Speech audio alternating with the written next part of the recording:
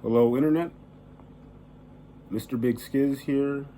Planet Scott, Scottman77, Tony Baloney, Big Light Skin. These are all acceptable names. How are you doing?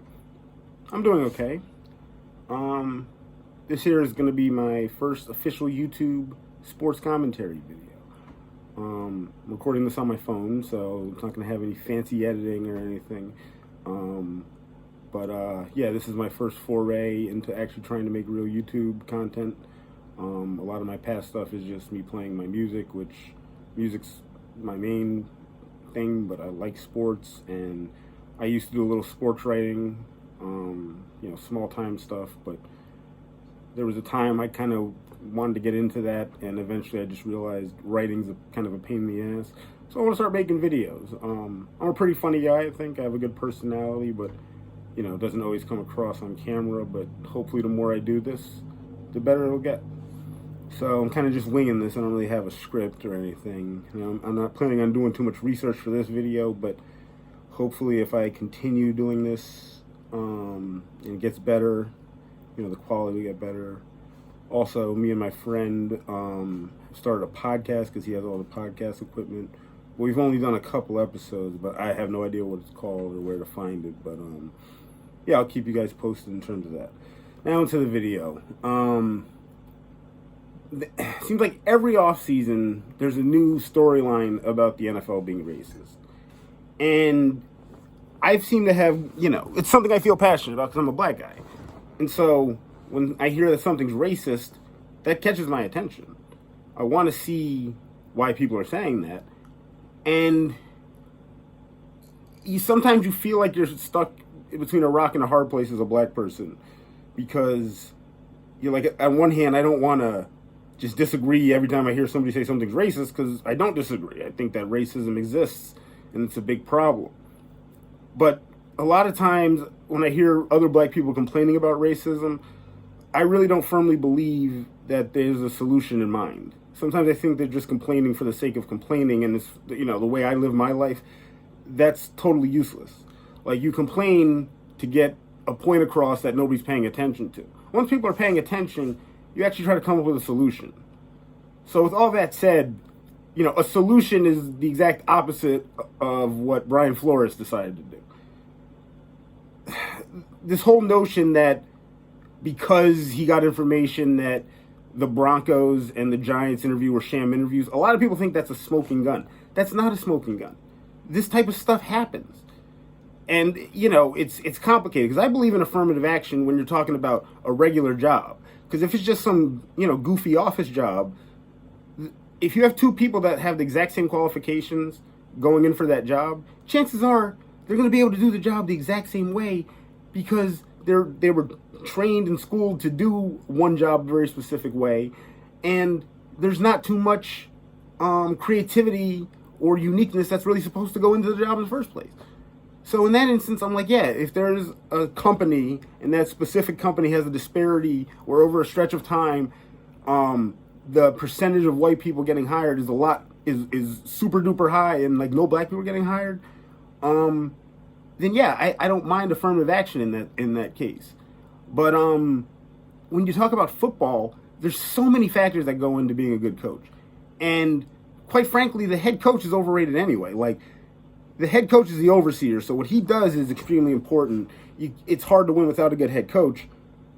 But I mean, the Cardinals had a great regular season with Cliff Kingsbury. He's not a great head coach. Zach Taylor, I think, is overall a good head coach, but I mean, just think about how bad people were talking about him until the Super Bowl run where they got there. So it's like, there's a lot of guys who people laughed at when they got head coaching jobs and did terribly.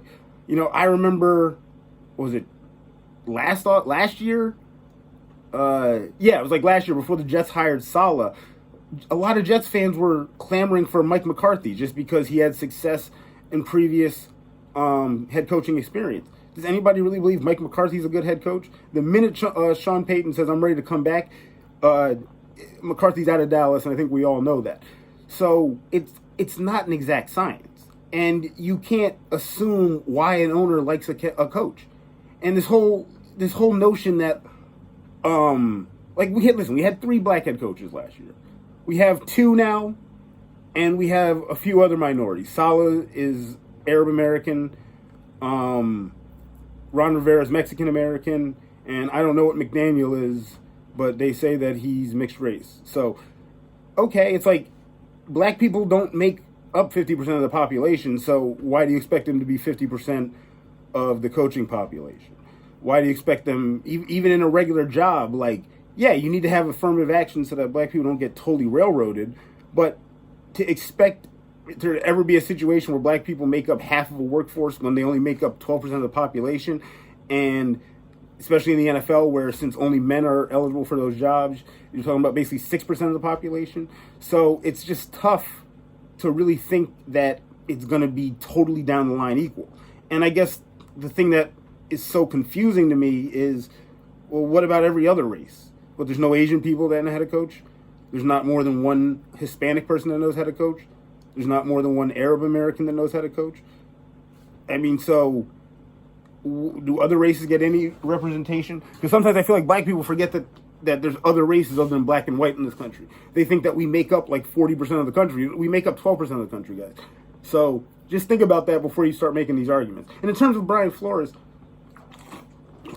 I mean, let's just be honest. Who's going to hire a snitch? Number one. And number two, the whole notion that he got fired by the Dolphins was that he was a pain in the ass. Of course, he's going to say no, that's not true. But when you jump the gun and decide to suit, like, if he had done that after all the vacancies got filled, I'd still say it's dumb, because how about you maybe wait till next year, maybe get hired then, maybe try to do something else this one year to make money. But instead, Brian Flores, after he doesn't get 2 jobs, he decides to blow up his entire career. I don't have any sympathy for that. That's just a guy who's overly emotional and basically proved the Dolphins right, that this is why we can't deal with this guy. And it's not like this was Vince Lombardi. As great as he finished the season, we can't just forget how terribly he started the season. Like, people want to do that. Like, he finished 8-9. When you finish 8-9, you missed the playoffs. You did something terrible in the first half. Like, that's just how it works. So I like to try to tell the whole story and not just the part of the story that is convenient. And, you know, you see him wearing a 49ers hat. You know, I went through this with Colin Kaepernick. I don't hate the guy, but I think the guy's become a caricature at this point. I mean, he doesn't even know what the hell he wants. You know, out one side of his mouth, he calls the league racist, but then he begs for a job out the other side. So, you know, already there's no reason for a team to bring in a guy who's that much of a distraction if he's only going to be a backup. You know, I think he closed that door a long time ago. And I think that, you know, to be fair, the general public doesn't really talk about him too much anymore. But, you know, there was a time where all you ever heard was, oh, this team didn't sign Kaepernick. Oh, this backup who's white got signed. The league's racist. And it's just like, I don't know. For me, you have to give me more than that. You know, one quarterback. Like, as a Niners fan, I loved Kaepernick, but I didn't think his style of play was sustainable. I mean, even after the Super Bowl run, I didn't say get rid of him, but I was like, maybe should start looking for a new quarterback, because I don't think Colin's the quarterback of the future. And for anybody who knows me personally, they can confirm I was saying that before he ever knelt. I was saying that the offseason before he knelt. So it wasn't about that for me. It was just, the guy's a great running quarterback. Because I personally feel the same way about Lamar Jackson, and I feel the same way about Kyler Murray, where if you're the kind of guy who doesn't go through your progressions properly because you're running when your first read isn't open, you're limiting how good of a quarterback you can be. You know, I was saying 2 years ago, as great as Lamar Jackson is, you know, when it comes time for him to get his extension, it's not going to go that smoothly. And the fact that this year was such a disaster for him personally, and the fact that the team looked pretty good, if, you know, I'm not going to say they looked better with Huntley, but they looked almost as good with Huntley. So did he really prove that I should be paid crazy amount of money? Like, remember how big of a deal it was when Mahomes got his contract? You have guys now, like Kyler Murray, the report is he's asking for 50 to 55 million. If I'm the GM of the Cardinals and he asked me for that, I'm laughing at him and probably cursing him out and telling him to get the hell out of my office. Like, you want that much money? How about you go prove something? But at least with Kyler, it makes more sense because he has the threat that he could leave and play baseball. And I never get mad at players for asking for crazy stuff, but just think about a scenario where Kyler was making that much money. The Cardinals would probably never win more than 3 games, like, ever again, because they would be paying him all the money they have and they wouldn't be able to win. And so, is it worth it? I don't think it is. And so, you know, my team's in a situation where Jimmy Garoppolo, we're probably going to get rid of him. I like the guy, but I think that it makes sense to just develop Lance. I don't know if Lance is going to be good. I've always felt that the mere fact that he played at South Dakota or North, whatever Dakota he played at, the one that wins all the championships in D2, the fact that he played there concerned me. Now, that doesn't mean that because he played there, he's not talented. Carson Wentz played there, and he's a great player. And I think, but Carson Wentz is also struggling too, right? The thing about Trey Lance is that when I watched his film coming out of college, I said, he can sling it around. He's a great athlete. He's a big kid.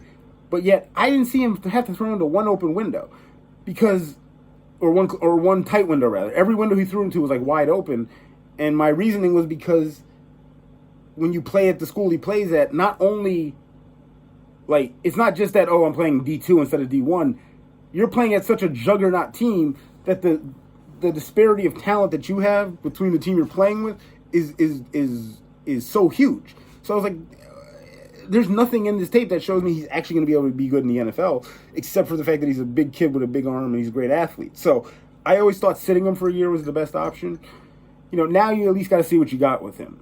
But I don't know what that sidetrack had to do with anything really. But yeah, going back to whether or not the league's racist, I think, I was talking about Kaepernick. But I think that in general, like, black people don't always get a fair shot. And I would feel worse about it if there was less black assistants than there are. Because I know for a fact the league has done a very good job of getting a lot of, newer black coaches into, high-level assistant positions. And a lot of those guys are guys that came off the field. And just the reality is a lot of those guys don't have 20, 30, 40 years of coaching experience. So they're not always going to be at the top of the list.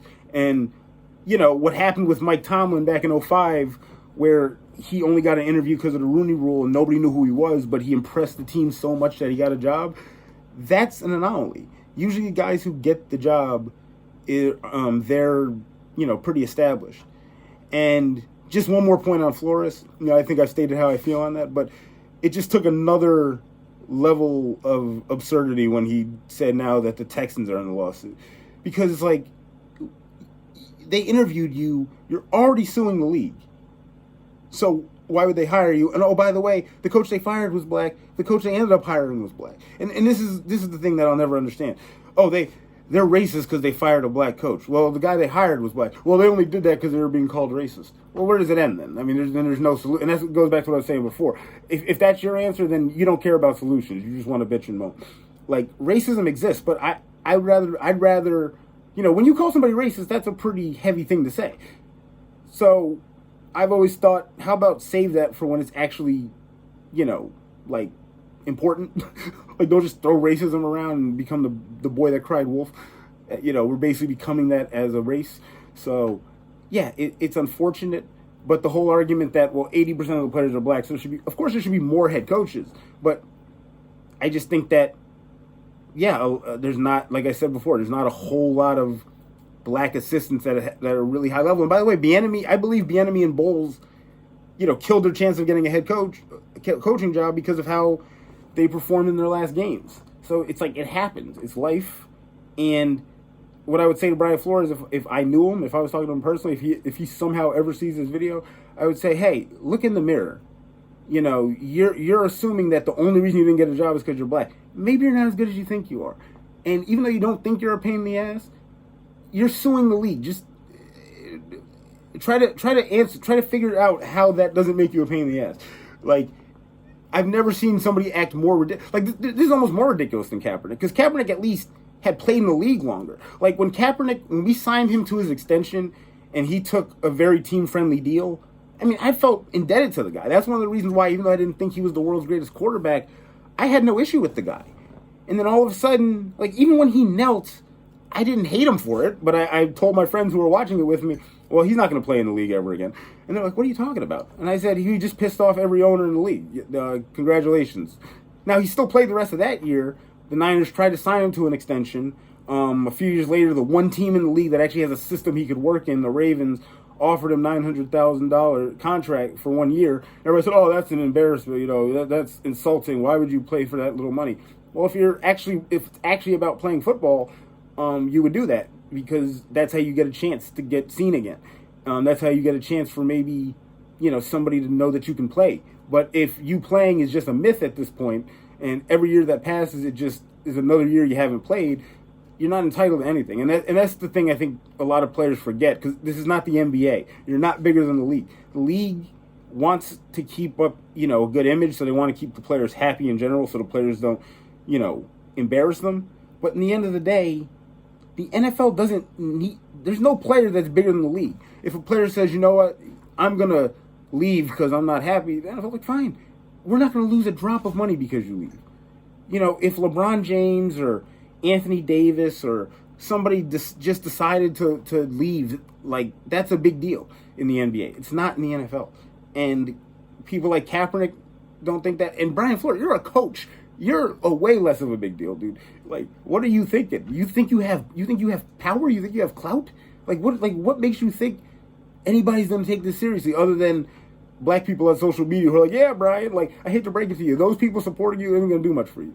Because you have to legally prove that something racist happened. And considering that this has happened to so many black candidates in the past, and it's just part of life, it's part of the building blocks to get to where you've been to. Because remember, when he got fired, everybody's saying, oh, that's messed up. I wish my team would hire me because it's Brian Flores. He has experience. He shows that he can be good.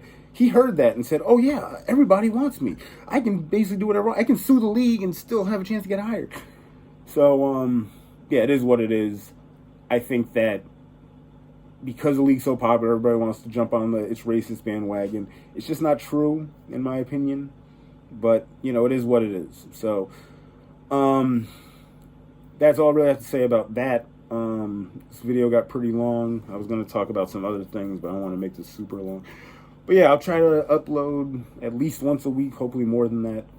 I get lazy at times, but, I have a lot to say, and considering that I haven't been able to link up with my friend to do the podcast as much as I would like, just kind of start doing these in my free time.